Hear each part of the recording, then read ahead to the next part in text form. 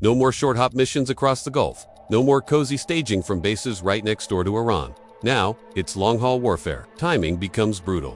One denial from a host nation can turn a regional strike into an intercontinental operation. The United States has built a massive footprint across the Middle East over decades. We're talking roughly 30 to 40 installations spread across the region, supporting somewhere between 30,000 and 40,000 troops.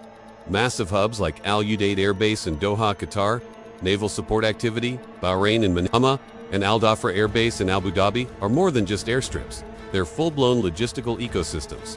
Fuel storage, munitions, stockpiles, intelligence centers, hardened shelters, command networks. These places are the backbone of American power projection in the region. Lose access to them, and it's not just inconvenient. It's a logistical nightmare. So what's the backup plan? Europe. If the Gulf launch pads go dark, the US pivots west and stages from European soil.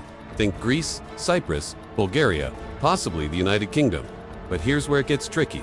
The distance from southern Europe to Iranian targets is massive compared to flying from Qatar or the UAE. Fighter jets like F-35s and F-16s simply do not have the internal fuel to make a multi-thousand-mile round trip, penetrate defended airspace, conduct strikes, and return safely. That's not how physics works. So the entire operation hinges on something that doesn't drop bombs at all. The KC-135 Stratotanker becomes the MVP. They don't kick down doors, they don't carry missiles, but without them, nobody else flies. Dozens would reposition from the continental United States and the UK into southern Europe. They would set up aerial refueling tracks over the Mediterranean, creating invisible fuel highways in the sky. Strike packages would take off from Europe, rendezvous mid-air, top off their tanks, push toward Iranian airspace, hit their targets, then refuel again on the way back. If the tankers don't fly, the strike jets are grounded. It's that simple. Distance is the enemy, and fuel is the solution. At sea, the U.S. Navy brings its own workaround. Aircraft carriers don't need host nation permission when they're in international waters. They are floating air bases with their own security bubble. A carrier strike group pushing east into the Mediterranean can generate serious air power without ever touching Middle Eastern soil. A carrier like the USS Gerald R. Ford brings next-generation launch capability with its electromagnetic aircraft launch system. Instead of the old steam catapult hammering jets into the air, electromagnetic pulses accelerate aircraft more smoothly, reducing stress on airframes and increasing sortie rates. That means more aircraft launched faster, with less maintenance drag. It's a high-tech conveyor belt of air power. Missile defense becomes critical. In past force adjustments, the U.S. shifted some Patriot and THAAD components out of parts of the Gulf. If tensions spike, those systems would need to be surged back in. That means massive airlift operations involving heavy transport aircraft moving radar systems, launchers, interceptors, and support gear across continents. Hundreds of flights could be required to re-establish layered missile defense. And here's where strategy gets clever. Older Patriot interceptors sitting in stockpiles overseas can be used against slower drone threats, preserving newer high-end interceptors for ballistic and hypersonic missiles. You don't waste premium tools on budget targets if you can avoid it. If a strike actually kicks off, it likely doesn't begin with fighter jets screaming overhead. It begins quietly, from the sea. Destroyers like the USS Thomas Hudner carry vertical launch systems packed with Tomahawk cruise missiles. When the order comes, those launch cells open and missiles arc into the sky. Tomahawks fly low, hugging terrain, staying under radar coverage as much as possible. Their targets are radar sites, command centers, and air defense nodes. The mission is to blind and disrupt. Knock out the sensors, fracture the command network, carve safe corridors in the sky before manned aircraft ever cross the line. The B-2 Spirit stealth bomber is the door kicker. It can take off from the United States, refuel multiple times in midair, penetrate dense air defenses, drop bunker-busting munitions on hardened targets, and fly home without ever needing a regional base. There are only about 19 of these aircraft in service, making them scarce and strategic. They're reserved for the toughest targets: deep underground facilities, advanced surface door missile systems, hardened command bunkers. Backing them up are the heavy hitters. The B-1B Lancer carries massive payloads and can deliver waves of precision-guided munitions or cruise missiles. It's fast, flexible, and built to overwhelm target sets. Then there's the B-52 Stratofortress. It may look like a relic from another era, but it's a flying missile truck capable of launching long-range cruise missiles from hundreds of miles away, well outside dense air defense envelopes.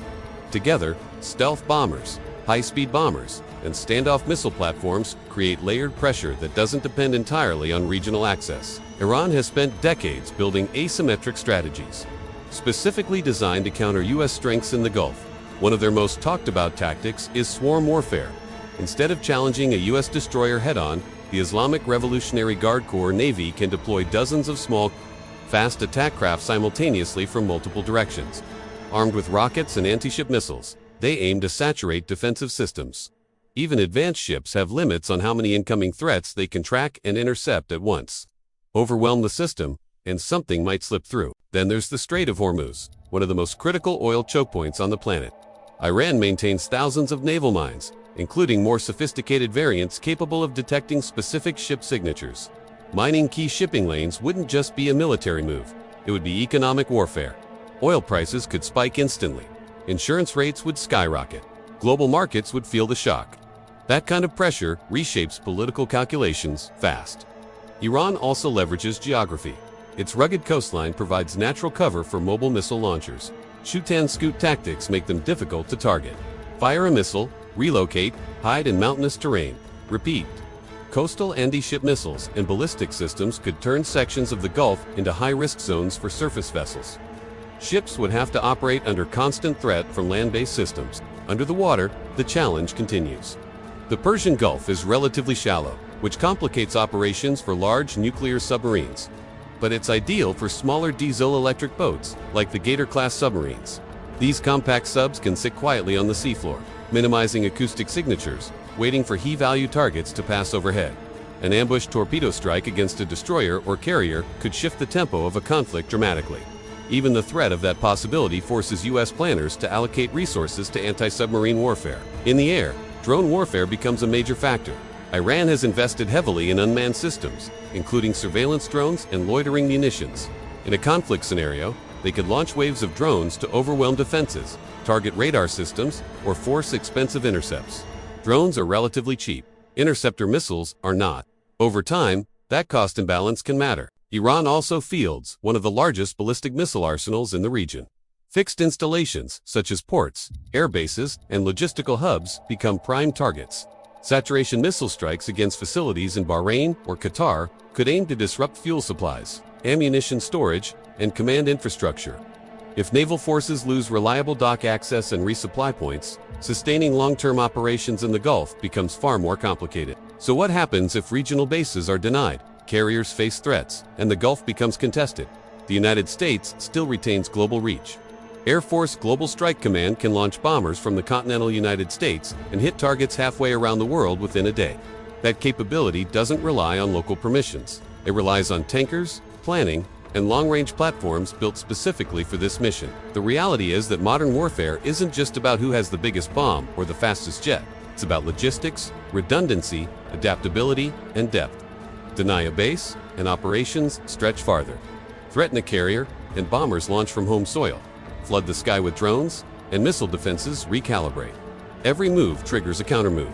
If Middle Eastern allies say no, the war plan doesn't collapse, it expands. It becomes more complex, more fuel-intensive, more expansive, and potentially more escalatory. Europe becomes a staging ground. The Mediterranean becomes the runway. The Gulf becomes a contested battle space filled with mines, missiles, submarines, drones, and destroyers. At the end of the day, distance is more than just miles on a map. It reshapes timelines, it reshapes logistics, it reshapes risk. And when the chessboard stretches across continents, every decision carries global consequences.